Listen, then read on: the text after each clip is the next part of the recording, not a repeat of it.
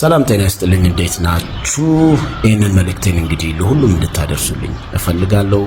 በዛሬው ኮንሰርት ላይ አልገኝም።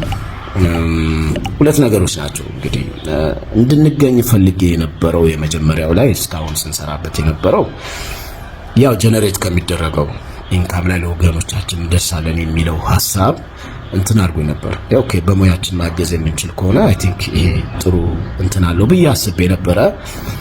ግን ደግሞ አይ ግዴን ለማዘን ላይ ነን፣ ይሄኛው ይለፍና ከዛ በኋላ ያለውን ብናደርግ ይሻላል የሚለው ደግሞ አመዝኖብኛል። ሶኔም እንዳንድ ኢትዮጵያዊ ያው ኢትዮጵያዊ ሀዘን ይገባኛል።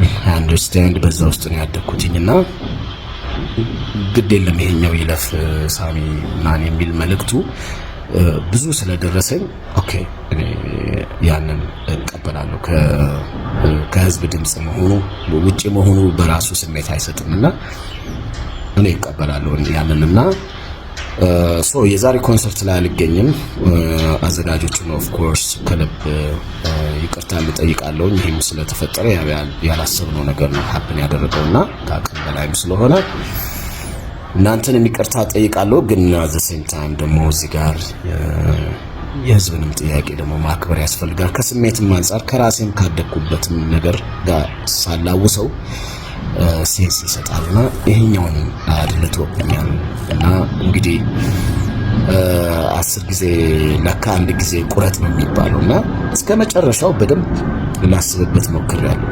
እኛ ኮምፎርት ዞን ላይ ሆነን አሁን እንደዚህ ኮንሰርት ይቅር እንትን ምንለው እዛ ጋር ግን ደግሞ የተጎዱ ወገኖች አሉና ሙሉ ሐሳብ ትኩረቱ ወደዛ እንዲሆንና መፍትሄ እንዲመጣ ሀገራችንም ወደ ሰላም፣ ወደ ፍቅር፣ ወደ አንድነት የምትመለስበትን ነገር ደግሞ እዛ ላይ ኮንትሪቢዩት የምናደርግበት ነገር ላይ ፎከስ እንድናደርግ ነው የኔ።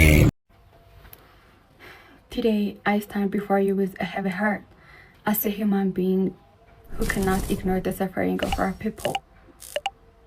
How long will RC suffer? How many more must die? How many more churches must burn? ዛሬም የኦርቶዶክስ ተዋህዶ ልጆች በአርሲ ክልል ላይ እየተገደሉ ነው፣ እየታረዱ ነው፣ በቁማቸው እየተቃጠሉ ነው፣ እየተሰደዱ ነው። ከ100 ዓመት በላይ ያስቆጠረች ቤተክርስቲያንና ገዳማት እየተቃጠሉ ነው። ጥያቄው እስከ መቼ ነው? እስከ መቼ ነው? እነዚህ ነገሮች መቼ ነው የሚቆሙት? ስንተኛ ጊዜያችን ነው አሁን አርሲ ክልል ላይ የኦርቶዶክስ ተዋህዶ ልጆች ተገደሉ ሲባል የሰማነው? እዛ አካባቢ ያላችሁ የጸጥታ አካላት ምንድን ነው? የሃይማኖት አባቶች ጸጥታው እስከ መቼ ነው? ዝምታው እስከ መቼ ነው?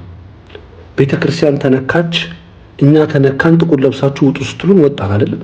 አሁን ደግሞ በተራችሁ እናንተ ድምጽ ነው አትችም። ቤተክርስቲያን እናንተ እኮ ናችሁ ተወካዮቹ። ለሚመለከተው አካል ሞት ይቁም፣ ሞት ይብቃን ብላችሁ ለምንድነው ድምጽ የማትሆኑት? መንግስት ይሄንን ነገር ለምን አታስቆመልን? ካንተ አቅም በላይ አይደሉም እነዚህ ሰዎች። ከመንግስት ከህግ በላይ የሆነ ሰው የለም እዚህ ምድር ላይ።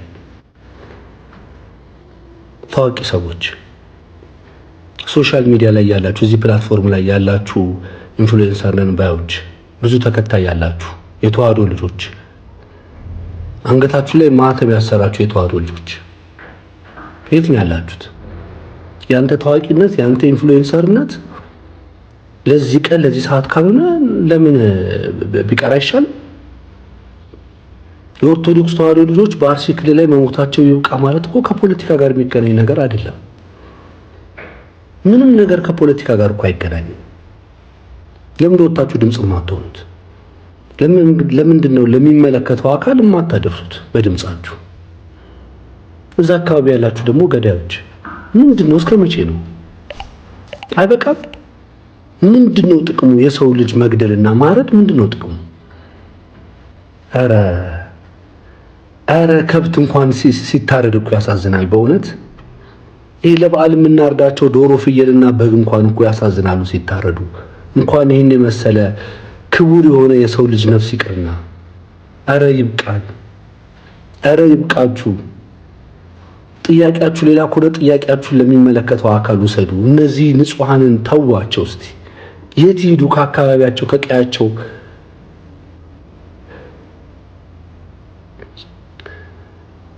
በአርሲ ክልል ላይ ሰማዕት የሆናችሁ ኦርቶዶክስ ተዋሕዶ ልጆች እግዚአብሔር ነፍሳችሁን በመንግስተ ሰማያት ይቀበልልን፣ ነፍስ ይማርልን።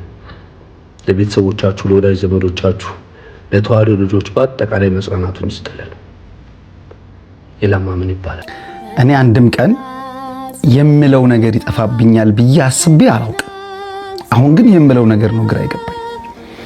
ምክንያቱም ለቤተ ክርስቲያን መታገል እዛው ሆኖ ፊት ለፊት እንደ ድሮዬ ጉሮሮ ለጉሮሮ ተናንቆ እዛው ነበር የሚያምረው። በርቀት ሆኖ መታገሉ ስሜት የለውም፣ የምር የለውም። በቃ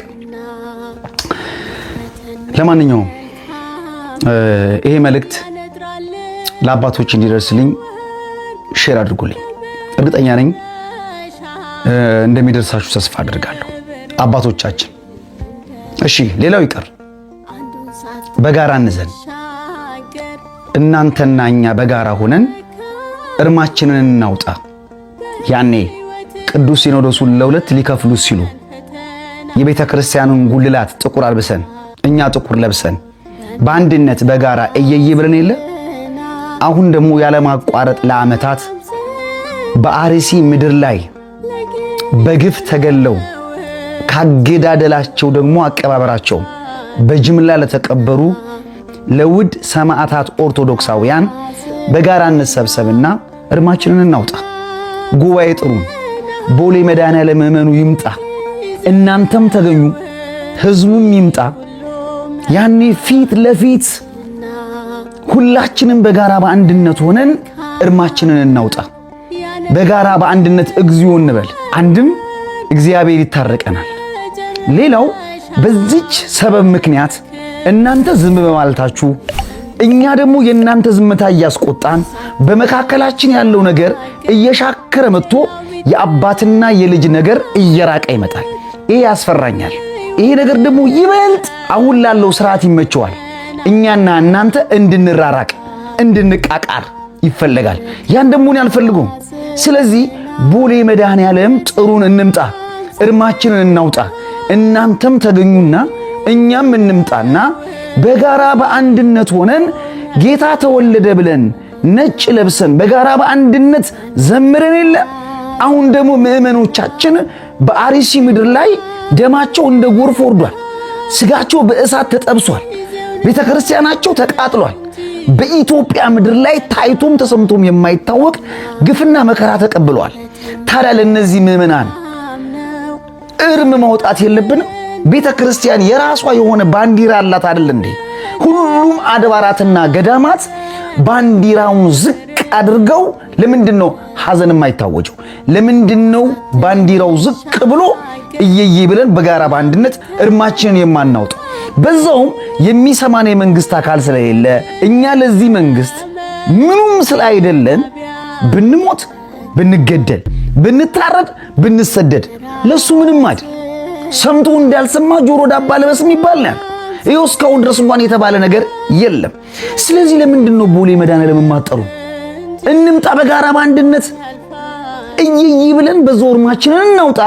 በዛው ደግሞ የዓለም ሕዝብ ይወቅልን እየተገደልን እንደሆነ እየተጨፈጨፍን እንደሆነ በኢትዮጵያ ምድር ላይ ተነጥለን ኦርቶዶክስ ስለሆንን ብቻ እየተገደልን እንደሆነ አንድም የዓለም ሕዝብ ይወቅልን። ስለዚህ በአውደ ምሕረታችን ላይ እንገናኝ። አባቶች እናንተም ባላችሁበት ምዕመኑም ተጠርቶ በጋራ ሐዘናችንን እንወጣ። በዛው የዓለም ሕዝብ ይወቅልን። ይህን እንደምታደርጉ ተስፋ አድርጋለሁ። ቢያንስ እንኳን በዚህ እራርታችሁ ለእናንተ ያለን ቁጣ እንዲቀዘቅዝ ቢያንስ አንድ ቦታ ጠርተን በጋራ እንዘን። እናንተም እንደሚገለን እንደሚያሳድደን መንግስት አትጨክኑብን። በአቡነ ጴጥሮስ በአቡነ ሚካኤል እንማጸናችኋለን። እባካችሁ ጥሩንና በጋራ በአንድነት እርማችንን እናውጣ። አይ ምነው መብርሃን ኢትዮጵያን ጨከንሽባት? ምነው ቀኝሽን ረሳሻት? እስከ መቼ ድረስ እንዲህ መቀነትሽን ታጠብቂባት ልቦናሽን ታዞሪባት ፈተናዋን ጣሯን ሰቀቀኗን ይበቃል ሳትያት አላንቺ እኮ ማንም የላት። ይደክማል። ስንት ሰው ሲሞት ነው የሚበቃው? ስንት ሰው ሲሞት ነው ህመማቸው ሊያመን የሚገባው?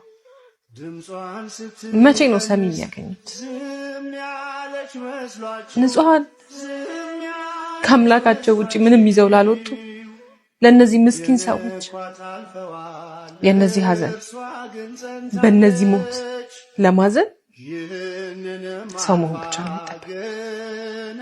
ሌላ ምንም መሆን አይጠበቅም።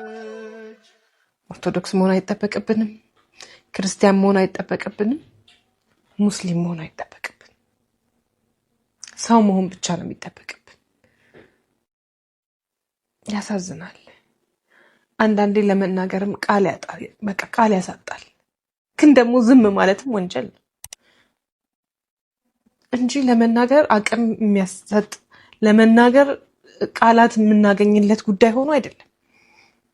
እባካችሁ ለአንድ ዜጋ በሰላም መኖር በሰላም ወጥቶ መግባት መብቱ ነው። የሚለምነው ጉዳይ አይደለም። ሰላማዊ ሰው ምስኪን ንጹሃን ለኛ ደግሞ ለኦርቶዶክሳውያን ደግሞ ቅድስት ቤተክርስቲያን ቤታችን ስናዝን መሸሸጊያችን ማልቀሻችን ከነ ኃጢያታችን የተሸከመችን እናታችን ናት።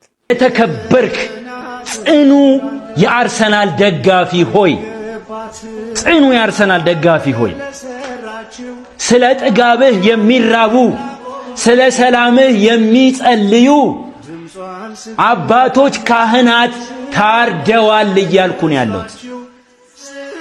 በእነሱ ደም ላይ ቆመህ ነገ ስቴዲየም ገብተህ አትጨፍርም።